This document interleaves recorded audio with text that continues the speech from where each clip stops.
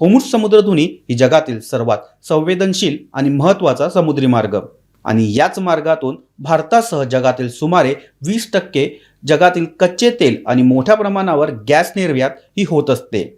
या पार्श्वभूमीवर भारतीय अर्थव्यवस्थेसाठी अत्यंत दिलासादायक बातमी समोर आली आहे। 2 भारतीय LPG जहाजे जॅक वसंत आणि पाईप गॅस सुरक्षितपणे होर्मुझ समुद्रधुनीतून बाहेर पडली आहे। ही केवळ एक साधी घटना नाही, तर भारताच्या ऊर्जा सुरक्षेच्या दृष्टीने अत्यंत महत्त्वाचा सिग्नल आहे। ही जहाजे सुमारे 92,600 मेट्रिक टन LPG घेऊन भारताकडे येत आहे। ही जहाजे 26 ते 28 मार्च दरम्यान पोहोचण्याची शक्यता आहे। आता या घटनेचा सखोल अर्थ समजून घेऊया। पहिली गोष्ट, होर्मुझ समुद्रधुनी म्हणजे चेक पॉइंट सारखा आहे।